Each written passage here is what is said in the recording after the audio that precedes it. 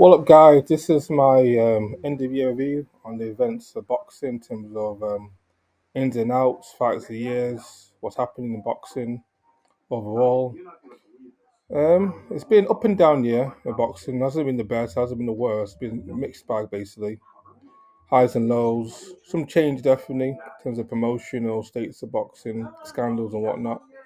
First of all, we'll start with the big event, the long-awaited Khan and Brook fight. It happened, long awaited, 5, 10 years overdue in the making. O2 winner. I was proud to say I was there myself. Great, not the best fight, but a great event. 20,000 people there, mad busy. Khan's got his fans. Brook got his win. King of the North. Definitely in terms of bigger boxing, a British soul. So both Khan Brook retired afterwards, and Khan got a payday. He lost, to his rival, arch nemesis, and Brook got his along the way win over his not fellow British rival. Great event, not the best fight, but a great event, regardless. This is the year, in my opinion, where Tyson Fury established himself as arguably the biggest star in Britain. Still between Toscan and AJ, but 94,000 at Wembley. Wow, what an event! 94,000, him and White. I knew the fight would do well, maybe 50, 60,000, but Wembley. High record attendance, for a sporting event, or is it started definitely for boxing? Did more 4,000 more than the AJ and Klitschko fight, back in 5 years ago, back in 2017. Not the best fight, but a great event regardless. White stopped White in 6 rounds, and it was a fight. It was a fight indeed. Should I have gone there? Maybe, but Tyson Fury definitely the heavyweight of the world at the moment, top of the game. His arch rival Joshua again. He fought Usyk at the rematch in Saudi. AJ did better, but Usyk outsmarted him. Used technical ability, high box IQ. Bit of controversy with a meltdown outbreak afterwards with AJ, letting his feelings. But unfortunately, it was when you're on top of the world and you're losing. It's hard to you know upset defeat when you've been on top of the game for so long. In terms of boxing changes, this is definitely the best year in women's boxing. Two massive events. End of April, April the 3rd, two matches at the Garden. Undisputed, was it featherweight fight between Katie Taylor and Man Serrano. 19,000 sold out at Madison Square Garden. What an event. I think Taylor won, definitely. I think Taylor got the victory. Controversial win. Close fight, one of the best fights ever in boxing history, in my opinion. Best women's fight. And great fight regardless. Women's boxing definitely reached new levels. And again, back another another super fight. The long-awaited Chris Shields and Savannah Marshall, all two in and 20,000 sold out. Great event. Ben Shalom has definitely proven his force to be reckoned with two massive fights, this year. Not the best fight competitor, but I think Marshall should have done more. But Chris Shields is a GOAT, man. Okay, well, anyone says Chris Shields is the greatest female fighter of all time, above Ann Wolf and above Lady Ali. 100% the greatest female fighter of all time. Two-time Olympic gold medalist. Two-time undisputed champion. What's to say no more? I don't believe Katie Taylor can handle Marsh. I do not believe Katie Taylor can handle Savannah Marshall's power or handle Gabriel. So, okay, anyone says this shows a GOAT of all time GOAT. All the changes in boxing. Canelo got his second defeat. Gets Bivol, Dimitri Bivol. For me, Bivol's a fight of the year.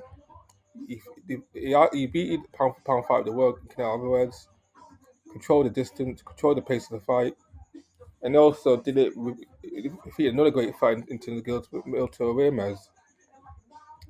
Fight of the year, in my opinion, Bivol established himself as a pound of pound, great in this era. Maybe, yeah, definitely. Era, definitely, yeah.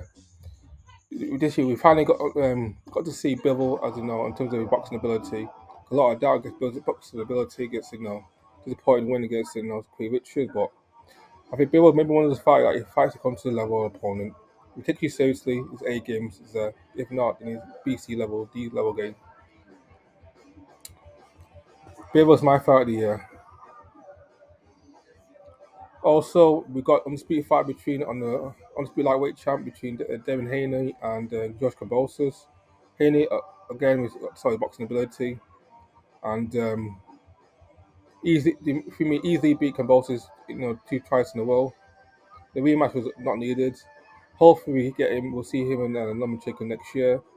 Hopefully he fights to win the Garcia and Mike Garcia and Tank Davis next year, because Haney for me is definitely again pound fighter. Boxing definitely was a year of scandals. Firstly, with the Chris Eubank Jr. Conor Benn scandal, drug tests, and Lozana Tati, a lot of controversy going on. We found out that Ben failed 2 tests, one July and one September, against a fertility drug. So this fight was highly anticipated and did great numbers for the Zone and Eddie Hearn. And it's been a crazy year. Apparently Ben says he's innocent and he'll fight early next year, but we'll just see. Again, in terms of other scandals, or disappointments. Fury AJ never happened, and Spence Crawford never happened. We meant to get this fight November, December, but Fury fought Chisora for the 3rd time, which he pretty much dominated from start to finish. A fight that we didn't need, but 60,000 regardless of what people think. Tyson Fury is definitely attraction. 60,000 in the middle of the cold winter, a fight that no one wanted, a trilogy no one cared about. We got numbers. Frank Warren is definitely back in his game. He's got Fury, he's got Dubai, he's got Joyce, and he's got Yard, anti-Yard, unification fight in January to be here. So, and this fight has ended for me, with some good fights with, the Newey, beating Paul Butter in 11th round, stoppage. What a knockout, one knockout of the year. First Asian undisputed fighter and first 4-belt holder on bantamweight era champion. First 4-belt, champion of the bantamweight division. And it's been a year. Hopefully 2023 a better year. And hopefully 3 years undisputed happens, and we'll get January got a good year. Liam Smith and Chris Eubank January 21st. Week after better be FMT Yard. Unification for light heavyweight championship. So January's going for a bang. We're going to get Ryan Garcia and Tank Davis in the springtime, April time. And hopefully we'll get Spence Crawford next year too. 2023 will hopefully be a better year than 2022. That's all I can say. Thanks for listening, guys. Tell me what you thought about the year in boxing. Take care, amigos.